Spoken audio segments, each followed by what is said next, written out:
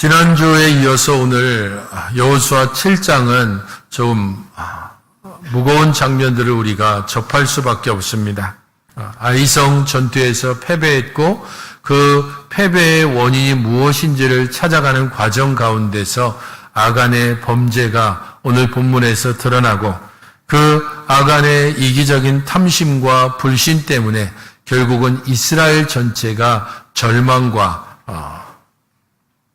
엄청난 어려움에 처한 상황이었습니다.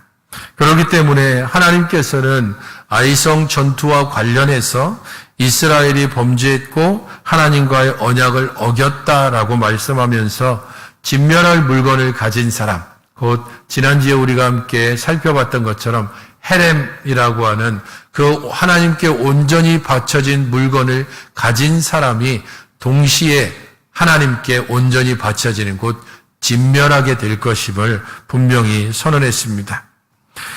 아간의 탐심이 불러온 결과는 지난주에 함께 본 것처럼 이스라엘 공동체와 관련해서는 아이성에서 패배하고 이스라엘이 낙담하고 가나안 사람에 대한 두려움을 가지게 했다면 아이성 패배와 관련해서 아간과 연관해서 그 탐심이 가져온 결과는 오늘 본문에서 우리가 살펴보는 것처럼 그와 그에게 속한 온 가족이 돌로 침을 당하고 불살라지는 그런 끔찍한 결과가 만들어졌습니다.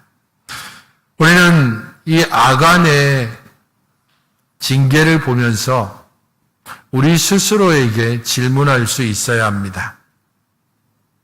아간의 범죄는 나의 범죄와 전혀 질적으로 다른 것일까? 아간은 돌로 침을 당하고 불살라지는 것이 마땅하고 나는 하나님의 은혜를 받고 예배하고 복을 구하고 기도하고 찬양하는 자리에 있는 것이 마땅한가? 아간에게 하나님께서 진노하시는 하나님은 정의로운 하나님이시고 우리들의 작은 실수와 죄에 대해서 하나님은 정의가 아니라 사랑을 베풀어야만 하는가? 아간의 죄가 드러나는 오늘의 본문을 통해서 우리들은 탐심의 결과가 개인과 가족에게 미치는 영향을 생각하면서 왜 아간이 그렇게 했는지, 아간의 이 비참한 결과가 무엇 때문에 그러했는지를 함께 살펴보면 좋겠습니다. 16절을 우리 같이 한번 읽어보시겠습니다. 16절입니다. 시작.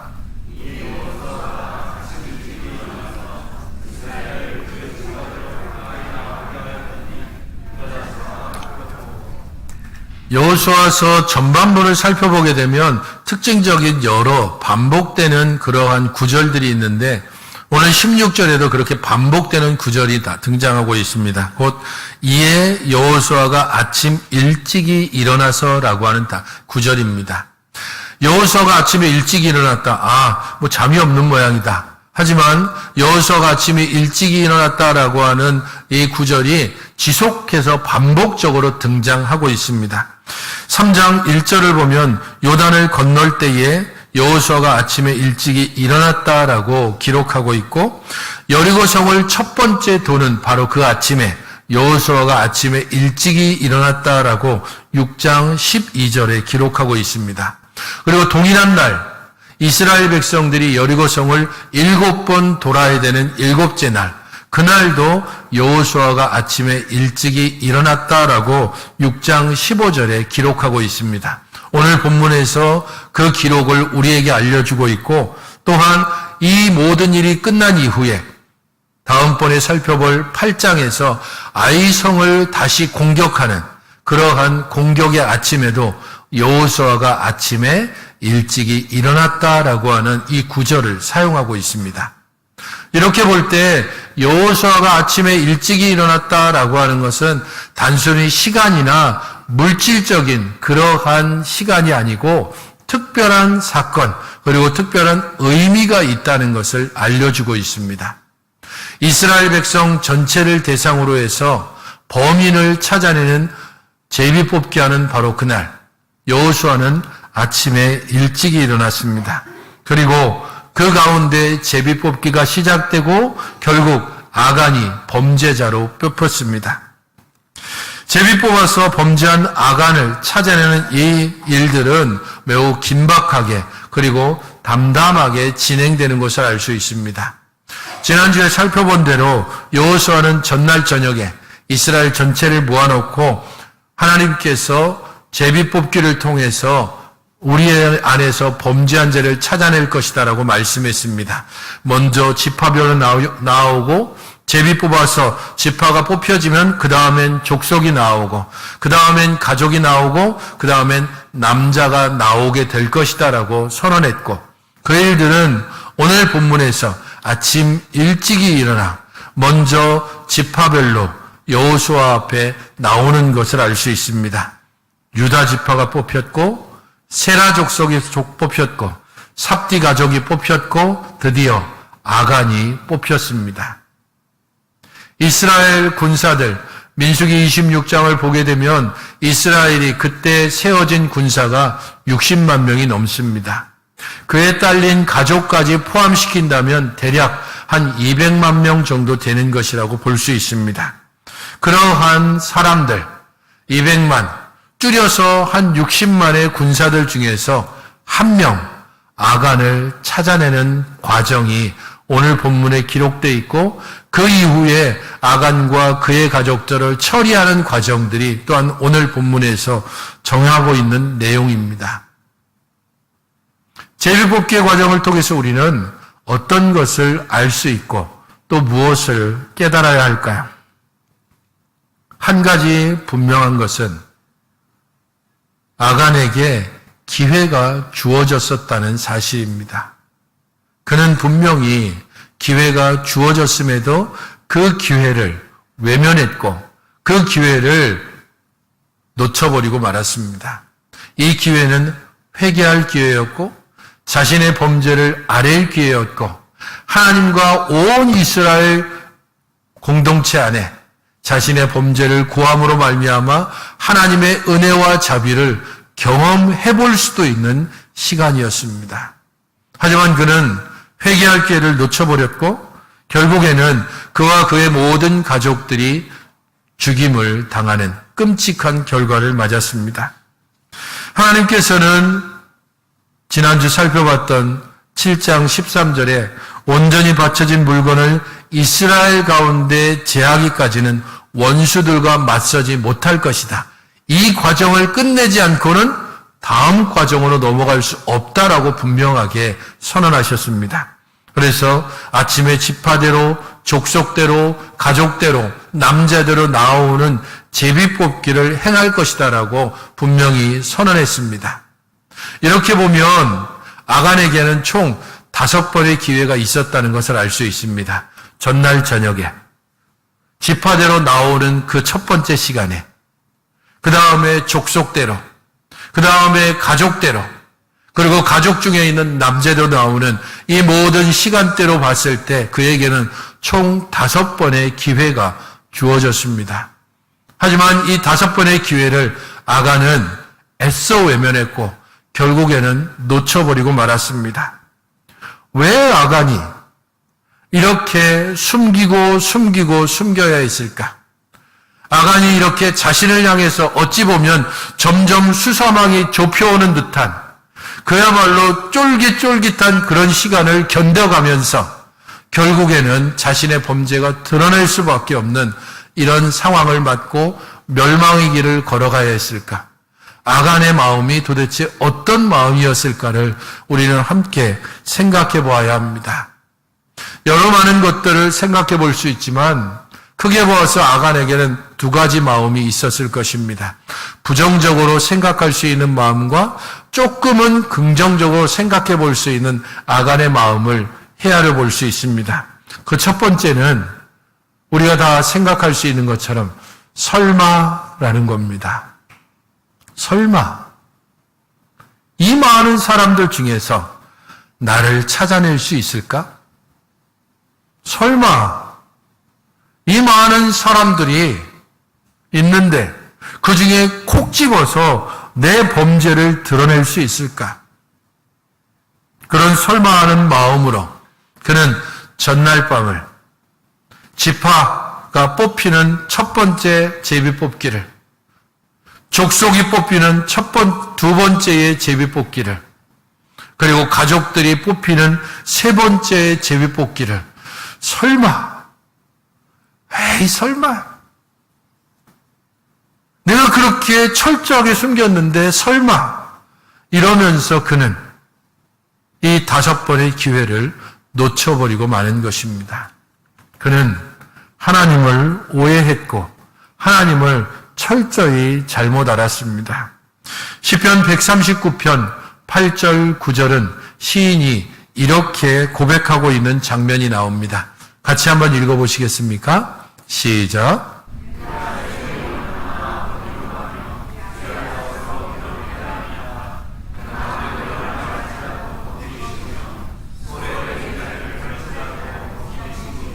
주의 영을 떠나서 어디로 가겠습니까? 하늘에 올라가도 계시고 수월에 내려가도 계십니다. 어느 곳에 갈지라도 하나님이 거기 계십니다. 139장 10절 이후에 보면 내가 날개를 치며 바다 끝에 갈지라도 거기에서도 하나님이 계십니다. 139편 전편에서는 하나님께서는 나의 눕고 일어섬을 아시고 걷고 행하는 모든 것들을 다 아십니다라고 고백합니다.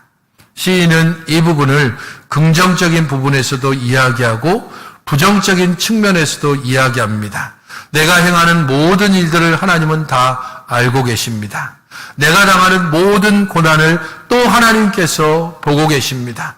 내가 행하는 모든 죄악들을 하나님께서 알고 계시기에 바로 그곳에서 나를 끌어내시고 나를 적발하시고 나를 찾아내십니다라고 고백할 뿐 아니라 내가 주의 백성으로 살려고 몸부림치며 믿음 가운데 행하려고 걸어가는 모든 길 가운데서 때로는 고난을, 때로는 고통을, 때로는 억울함을 당하는 바로 그 순간에 하나님께서 나와 함께 하시고 바로 거기에서 나와 동행해 주신다는 사실을 고백하고 있습니다. 시인의 이 고백은 우리에게 한편으로는 평안을 주고 다른 한편으로는 두려움을 주게 됩니다. 불의를 행하는 자, 죄 가운데 있는 자, 끊임없이 하나님을 속이려고 하는 자, 바로 그 사람에게 하나님께서 모든 것을 아시고 하나님께서 모든 것을 보고 계신다는 이 사실을 기억한다면 얼마나 두렵겠습니까? 숨겨도 결국에는 찾아내시는 하나님. 하늘 끝으로 도망가도 저 수월 깊은 곳으로 내려가도 끝끝내 나를 찾아내시는 하나님. 그 하나님이 죄인의 입장에서는 얼마나 두렵고 얼마나 고통스러운 존재이겠습니까? 그러나 하나님께서 모든 것을 헤아리시고 아신다는 그 사실이 의인에게는 얼마나 평안하고 든든하겠습니까? 내가 고통당하는 바로 그 자리에 하나님께서 함께 하신다는 사실이, 내가 믿음으로 살기 위해서 당하는 그 고난과 억울함을 하나님께서 모두 알고 계신다는 그 사실이, 죄인들이 나를 코너로 몰아가고 깊은 수렁으로 빠뜨리는 바로 그 시간에, 바로 그 장소에 하나님께서 나와 함께 하신다는 사실이, 내가 수월 깊은 곳으로 내려가서 깊은 고난 가운데 절망 가운데 있을 바로 그때에 의로운 오른손을 내밀어 나를 건지시는 그 하나님을 알게 된다면 주와 함께 걷는 그 길이 얼마나 감사와 찬양으로 넘칠지, 주의 말씀을 따르는 그것이 내게 얼마나 큰 기쁨이 될지를 경험해보지 않은 사람은 모를 것입니다. 시인은 바로 그것을 경험했기에 내가 주를 떠나서 어느 곳에서도 피할 수 없습니다. 주는 나를 그 고통과 고난의 시간에서 건지십니다라고 고백하고 있는 것입니다. 의인에게는 평안의 말씀을, 죄인에게는 두렵고 떨리는 말씀을 고백하고 있는 시인의 이 말씀을 보게 되면 아간의 마음을 헤아리게 됩니다. 그는 하나님을 몰라도 너무 몰랐습니다. 설마 이 죄를 알 수 있을까? 설마 내가 이 감추는 이 도적질을 하나님께서 알 수 있을까? 수많은 60만의 군사들이 한꺼번에 여리고성으로 몰려들어갔고 여기저기서 약탈이 일어나고 많은 사람들이 이런저런 물건들을 다 가져갔는데 그 중에 일부를 드리고 그 중에 얼마를 감추어둔 바로 이 일들을 설마 하나님이 모르실 것이다라고 생각하는 아간의 그 마음, 그것을 하나님께서는 뭐라고 말씀합니까? 15절을 같이 한번 읽어보시면 좋겠습니다. 바로 앞에 15절에 왜 이스라엘이 아이성에서 패배하고 이 문제를 해결하지 않으면 아이성으로 갈 수 없음을 하나님께서 뭐라고 말씀하고 있습니까? 15절입니다. 시작. 온전히 바친 물건을 가진 자로 뽑힌 자를 불사르되 그와 그의 모든 소유를 그리하라. 이는 여호와의 언약을 어기고 이스라엘 가운데에서 망령된 일을 행하였음이라 하셨다 하라. 무엇 때문에 그렇다고요? 언약을 어겨서 이스라엘 가운데 망령된 일을 행했기 때문이다. 지난주에 이 망령되다라고 하는 단어가 무엇이라고 말씀드렸죠? 헛되다. 아무것도 없다. 다른 곳에서는 우상이라고 번역하고 있습니다. 하나님을 우상으로 만드는 것, 살아계셔서 우리와 약속하시고 그 약속하신 것들을 지키시는 하나님, 살아계셔서 우리를 돌보시고 우리를 이끄시고 우리와 동행하시는 바로 그 하나님을 없는 것처럼, 우상처럼, 죽어있는 것처럼, 아무것도 아닌 것처럼 여기는 행위가 아간의 범죄입니다. 설마, 바로 그 설마에는 하나님을 살아계시지 않는 것처럼 여기는 어리석음이 들어있습니다. 이건 모를 거야 라고 말하는 바로 그 순간 하나님은 살아계신 하나님이 아니라 죽어있는 하나님, 우상, 아무것도 아닌 것이 돼버리고 마는 것입니다. 아간이 멸망할 수밖에 없는 이유는 바로 그렇게 하나님을 설마라고, 우상이라고, 죽어있는 하나님이라고 말했기 때문입니다. 아간의 마음에는 또 어떤 마음이 있었을까요? 조금은 긍정적으로 생각한다면 이런 마음이 혹시 있지 않았을까 생각합니다. 늦었다.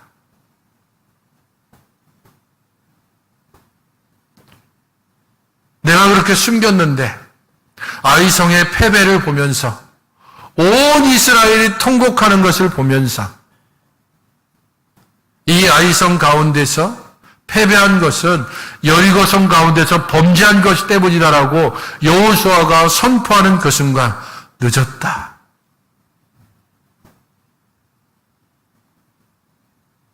이제 이 범죄에 대해서 내가 사함받을 길이 없다. 그래서 더 숨고 더 숨기고 더 구석으로 가는 아간의 심정이 있지 않았을까 생각해 보게 되는 것입니다.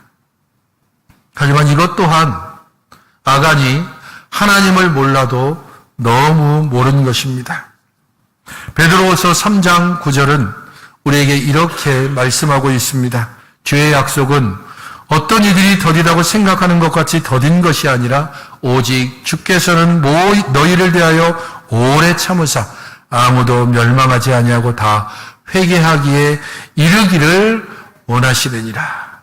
하나님은 심판하기를 즐겨하시는 하나님이 아닙니다. 하나님은 언제나 몽둥이와 회초리를 양손에 들고 어떤 놈이 죄짓나, 누가 내 말씀에서 이탈해서 헛된 길로 가나 그것을 뚫어지게 바라보시다가 오늘은 몽둥이, 오늘은 채찍, 오늘은 수로 그렇게 심판하기를 즐겨하시는 하나님이 아니시라는 겁니다. 다 멸망치 않고 회개하기를, 그래서 하나님의 백성답게 살기를, 하나님의 형상대로 지음받은 그 사람의 원래 목적을 따라 살아가기를 간절히 원하시는 그 하나님의 마음을 몰라도 너무 모르는 것입니다. 모든 사람이 회개하며 돌아오기를 기다리시는 하나님, 인내하시는 하나님, 사랑을 베풀기를 원하시는 하나님, 언제든지 돌아오기만 하면 탕자가 돌아왔을 때에 동고 밖에서부터 기다리고 있던 그 아버지처럼 이제나 저제나 회개하기를 기다리며 목베어 그의 백성들을 바라보고 계시는, 그게 아니라고, 나는 아직도 기다리고 있다고, 나는 아직도 너를 포기하지 않았다고, 그런 하나님의 마음을 알지 못한 채 늦었어, 이제 끝이야, 그러면서 더 구속으로 더 큰 죄악으로 나아가고 있는 아간의 모습을 보는 것입니다. 그러므로 우리는 고린도후서 6장 1절 2절의 말씀을 또한 기억해야 합니다. 같이 한번 읽어보시겠습니까? 시작.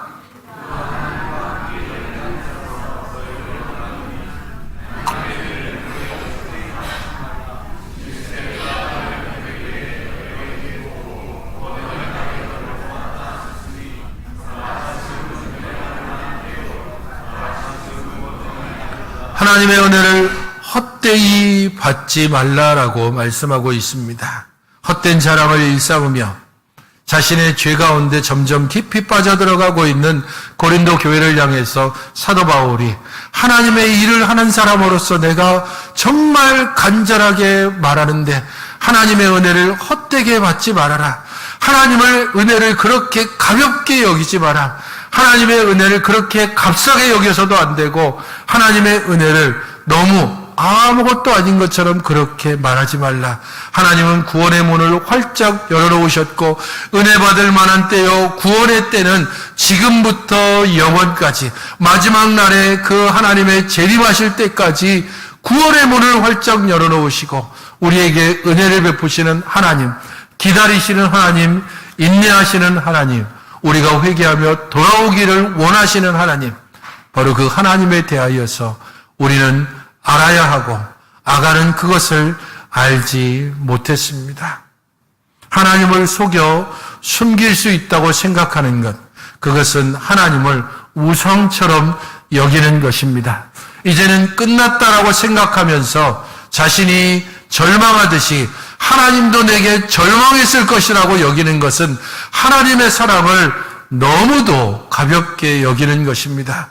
하나님의 사랑이 어디서부터 시작됐습니까? 창세 이전부터 우리에게 대하여 작정하시고 우리를 택하시고 마지막 때에 우리를 부르시기 위하여 그의 아들을 보내셨습니다.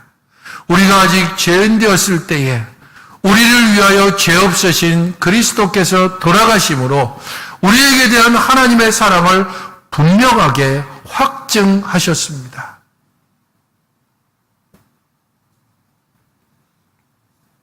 웨스트민스터 신앙고백서 15장은 생명에 이르는 회개라고 하는 제목을 달고 있습니다. 이 15장 4항은 우리에게 이렇게 가르치고 있습니다.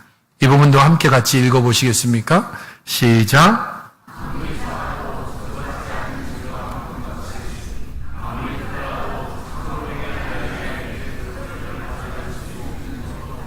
아무리 작은 것이라도 그로 인하여 저주를 피할 수 있는 죄가 없습니다. 그러나 그 어떤 커다란 죄라 할지라도, 아간의 범죄, 살인이라 할지라도 진정으로 회개하며 하나님께 나오는 그 회개하는 자에게 저주를 베풀 수 있는 죄도 없습니다. 하나님이 우리를 포기하지 않았다면 어찌 우리가 하나님에 대하여 포기한다라는 말을 할 수 있습니까? 하나님이 우리에게 대한 사랑을 멈추지 않았는데 어찌 우리가 하나님께로부터 돌아설 수 있습니까? 아간의 어리석은 바로 거기에 있습니다. 하나님을 몰라도 너무 몰랐기에 결국은 그가 그리고 그에게 속한 모든 것이 비참한 최후를 맞았습니다. 너무 늦게 고백했고 자신의 탐심을 고백했지만 결국에는 모든 것이 끌어내져 돌로 침을 당하고 불사름을 당했습니다. 아간이 가지고 있는 뜻은 괴롭게 하는 자라는 뜻입니다. 그리고 아간과 그의 모든 소유가 돌덩이에 묻힌 바로 그 자리는 아골 골짜기입니다. 그것은 괴롭게 하는 괴로움의 골짜기라는 의미를 가지고 있습니다.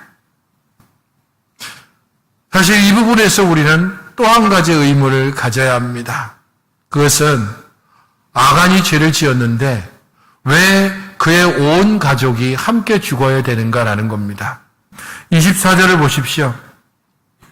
그의 아들들과 그의 딸들과 그의 소들과 그의 나귀들과 그의 양들과 살아있는 모든 것, 짐승과 그의 가족들, 그리고 살아있지 않은 모든 물건들, 그 모든 것이 함께 던져지고 불살라지고 돌로 침을 당해 완전히 진멸을 당합니다. 아버지가 죄를 지었는데 왜 굳이 그의 자녀들이 죽어야 할까? 이 부분들을 보면서 너무 잔인한 하나님이 아닌가라는 생각도 듭니다. 하지만 이 부분과 관련해서 우리는 두 가지 힌트를 주고 있는 것을 보아야 합니다. 그 하나는 장막이라는 단어입니다. 22절부터 24절에는 계속해서 장막이라는 단어가 등장하고 있습니다. 장막에 달려가 본즉 장막 안에 감추어져 있는데 장막 가운데서 취하며 그의 양들과 그의 장막과 그에 속한 모든 것을 이끌고 아골 골짜기로 갔다라고 말하고 있습니다.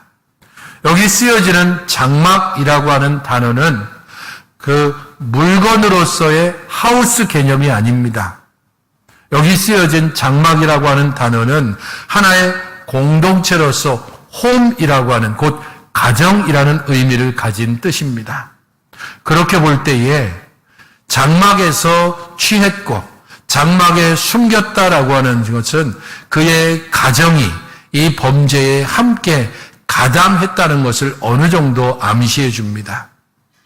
그리고 그 범죄의 가족들이 함께 가담했다는 것을 또 암시해 주는 단어가 하나 있는데 그것은 아간의 입으로만 한 고백의 내용입니다. 21절을 보십시오. 21절이 자신의 범죄를 고백하면서 보소서 이제 그 물건들을 내 장막 가운데 땅속에 감추었는데 라고 말하고 있습니다. 여기서 감추었는데 라고 하는 이 단어가 우리가 지금 보고 있는 개역 개정에 보면 능동태죠. 내가 감췄습니다 라는 뜻입니다. 하지만 원문상으로 보면 이 단어는 수동태로 쓰이고 있습니다. 이 말은 뭔가 하면 내가 감춘 것이 아니라 감추어졌습니다 라고 하는 뜻입니다. 여기에는 내가 감췄다는 의미도 되지만 누군가 그것을 감추었기 때문에 감추어졌다는 겁니다. 누가 아간의 장막에 외투와 금과 은을 감추었겠습니까? 아간이 감추었을 가능성, 그의 아들이, 그의 딸이, 그의 가족들이 이것에 함께 동조했든지 적어도 그것을 보고도 함께 침묵함으로 동조한 것입니다. 아간에게 5번의 기회가 있었다면 그의 가족들에게도 5번의 기회가 주어졌습니다. 그럼에도 그들은 침묵으로 함께 이 범죄에 동조했고 그들의 이 동조가 결국에는 진멸이라고 하는 끔찍한 결과에 이르게 된 것입니다. 성도 여러분, 우리의 가정은 우리가 홀로 믿음을 가졌든 아니면 우리 온 가족이 함께 믿음을 가지고 있든 함께 믿음 안에서 나아가는 공동체입니다. 아버지의 죄를 자녀들에게 그대로 보여줄 수도 있고 부모들의 그 죄로 인하여서 자녀들이 영향을 받을 수밖에 없습니다. 자녀들의 믿음이 또한 부모들에게 영향을 끼쳐서 모든 믿지 않는 부모들이 함께 주 앞에 나올 수도 있습니다. 그런 면에서 신앙의 가정, 믿음의 가정이 얼마나 중요한지 지금 내가 주 앞에 온전히 서는 것이 온 가족에게 얼마나 큰 영향력을 미치는지를 생각해 보아야만 합니다. 내가 온전히 서는 것이 우리 가정이 온전히 서는 길이기 때문입니다. 마지막으로 우리는 처음 이 설교를 시작하면서 말씀했듯이 아간의 죄와 관련해서 우리 자신들을 돌아볼 수 있어야 됩니다. 아간의 죄와 멸망은 아간에 대해 그치는 겁니까? 아간은 멸망당에 마땅하고 우리는 하나님의 은혜를 받아 마땅한 존재입니까? 아간과 그의 가족들은 돌로 침을 당하고 불살라짐을 당하는 것이 당연한 결과고 우리는 하나님께 기도한 대로 얻어야 되고 간구한 대로 손에 들어야 되고 하나님께서는 우리에게 사랑과 은혜를 계속해서 베푸는 것이 마땅합니까?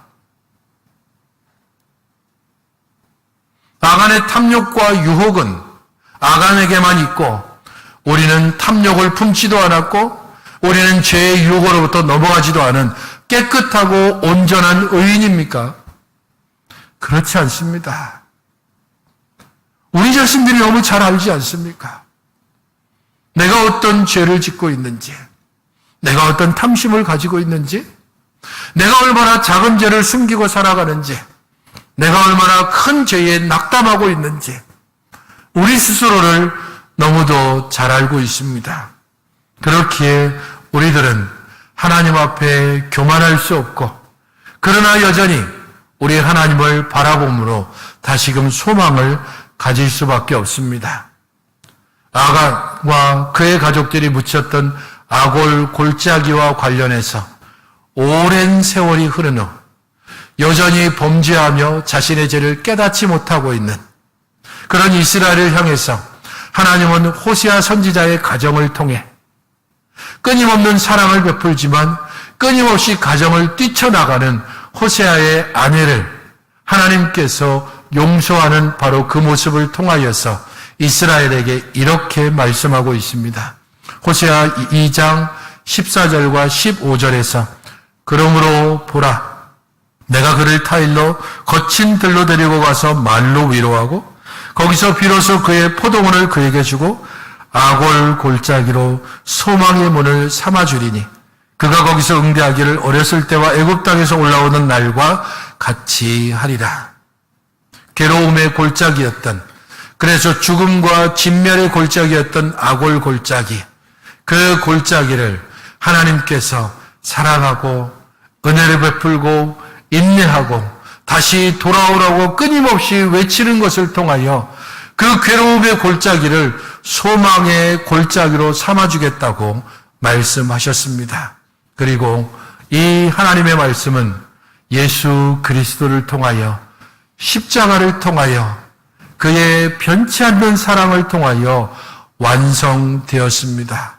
그러므로 우리는 여전히 탐욕 가운데 유혹 가운데 하나님의 말씀과 상관없는 죄악 가운데 있음에도 불구하고 다시금 하나님의 은혜 가운데 머물며 다시금 소망을 붙들며 살아갈 수 있습니다. 그런 우리를 향하여 웨스트민스터 대결의 문답 81문에서는 우리에게 이렇게 질문하고 우리에게 이렇게 대답하고 있습니다.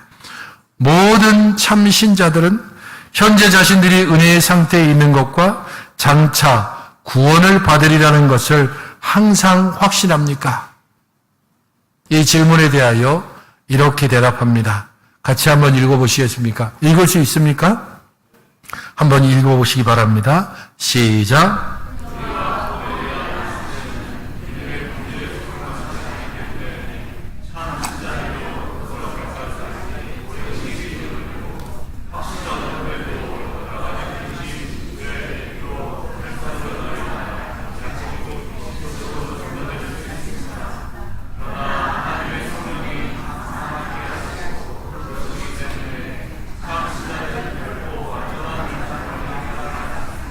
믿음의 확신을 얻은 후에도 우리는 여전히 근심이 있을 수 있고 죄 가운데 빠질 수 있고 유혹으로 인하여 탈선에 빠질 수도 있고 때로는 우리들의 믿음의 상태가 중단될 수도 있습니다. 그러나 이 말씀을 우리는 소망으로 붙잡아야 합니다. 그러나 하나님의 성령이 항상 함께 하시고 돌보시기 때문에 참 신자들은 결코 완전한 절망에 빠지지 않습니다. 하나님의 사랑이, 하나님께서 우리 안에 두신 이 성령님이 우리를 붙드사 완전한 절망에 빠지지 않게 하십니다. 바로 그 성령님의 우리와 함께 하심이 우리에게 소망의 근거가 되는 것이고 은혜의 근거가 되는 것이고 우리로 다시금 하나님을 바라보며 나오게 하는 힘이 되는 것입니다. 바로 그 성령님 때문에 우리는 세상의 것이 아니라 하늘의 것을 바라고 죄와 유혹 가운데서도 다시금 하나님의 말씀을 바라보며 주 앞에 살아가는 믿음의 사람이 되며 믿음의 세대를 계속해서 이어갈 수 있는 것입니다. 사랑하는 성도 여러분, 성령님의 인도하심을, 우리를 붙드심을 확신하며 믿으시며 다시금 소망 가운데 이 한 주를 주와 더불어 살아가시는 여러분들이 되시기를 주님의 이름으로 축원드립니다. 기도하겠습니다. 주 하나님 아버지, 저희 모든 심령들을 주의 은혜 가운데 붙드시고 인도하여 주셔서 비록 우리가 죄 가운데 넘어지고 때로는 깊은 절망에 빠질지라도 그곳에서 우리를 건지시는 하나님, 우리에게 대한 사랑을 결코 포기하지 않으시는 그 하나님을 다시금 바라보며 소망 가운데 주를 바라보게 하여 주시옵소서. 세상 가운데서 하늘의 것을 바라며 우리 하나님의 온전한 백성으로서 주의 자녀로서 믿음 가운데 살아가는 저희들의 하루하루, 저희들의 매일의 삶이 되게 하여 주시옵소서. 예수님의 이름으로 기도하옵나이다. 아멘.